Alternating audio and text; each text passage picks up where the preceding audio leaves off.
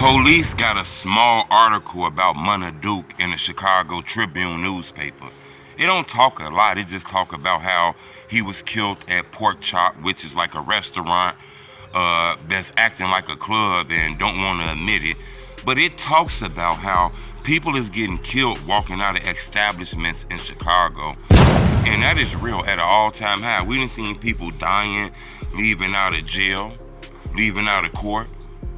Hell, we keep seeing people dying at establishments, and it's getting crazy. It almost show you that it's almost not a fear in Chicago. Young men and people don't give a fuck about the police, is what the police is saying.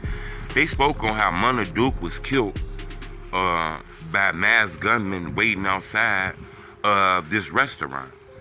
Then they believe that the people that killed Munna got in a stolen car, a stolen Infinity. It was found later on burnt in the Wild Hunteds.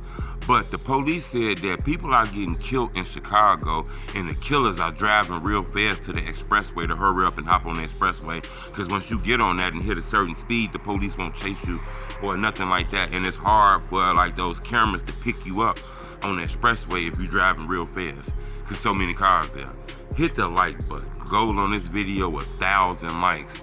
Expressway murders. Even though it's not on the expressway, the police said people is getting killed in drive-bys, and the gunman is driving fast as hell to the expressway to get on and ride off. They believe that's what happened to Munna. His killers jumped on the expressway and rolled far to the hundreds. Remember, Munna was killed like out north on 63rd. They found this car all the way in 134th or something like that. The police believe that killers are killing people then hopping on the expressway. This is like a cheat code to get away from a murder. Ain't that crazy? They done came up with a cheat code. If you can get on the expressway, get to about 100 miles per hour, the police have to cut the chase down. The police said these suspects had on masks, they was in a stolen car, and they got away. Police don't have no clue to who did this, but the rumors in the street of people saying who did this, and people close to Munna saying them niggas did that or shit like this. Not like his friends, but like family members, moms, and things like that. But besides that, they don't have no clear-cut information on who this killer is. Also in the newspaper, the police say that it was one more person that was shot with them. It was 3 people shot, 2 people killed. It says that the one person that was shot, 36 years old. Now, a lot of people figure they know who that is, but he ain't came out and spoke on that yet. So I ain't gonna throw that on his name if he ain't spoke on that yet.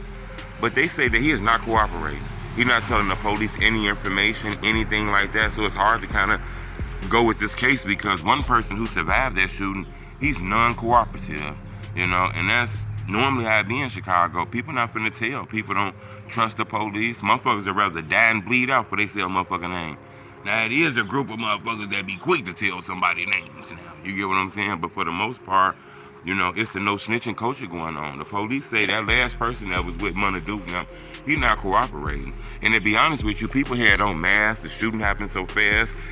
It was nighttime. I doubt if he know exactly who did it anyway. But he probably have an inclination. The streets be talking. But I wanted to bring that to your attention. The police said that, Younggin killer and Munna killer hasn't been caught, and this has a strong possibility of being a cold case, especially with a stolen car. It was set on fire, so you can't get no prints in it. The car was found far down, so people don't know who the car is because the people who left the car not from over there. It was late at night. These guys had masks on, and they part of a gang, which means they got plenty of enemies. This might end up being a cold case. I'm gonna keep y'all updated on this, man. Duke done had his funeral real fast, like less than 6 days. Muslims do that. I'm not sure if Younggin done had his funeral yet. A lot of people want to know about him. Kind of seemed like he was back past because a lot of information and blogs were about Munna. But remember, Younggin was also there too, and he was close with King Von. But I wanted to bring to your attention, the police say Munna and Younggin case is kind of hard to solve because they don't have no clues. They don't got no suspects. These guys wore masks. They was in a stolen car. They burnt the car, got rid of the fingerprints, and a person who survived the shooting. I tell you, police believe it's gonna be cold. That's why I want to ask y'all a question. If you with your homie and y'all go out and somebody come through, shoot that bitch up and kill your homie, and you might have an inclination of who did that to your homie, do you tell the police, make sure your homie killers get arrested, make sure it's justice for your homie family and shit like that, or do you keep your mouth closed and get revenge yourself with a possibility you could go to jail? Leave a comment. I want to know what y'all think. It's the homie truth.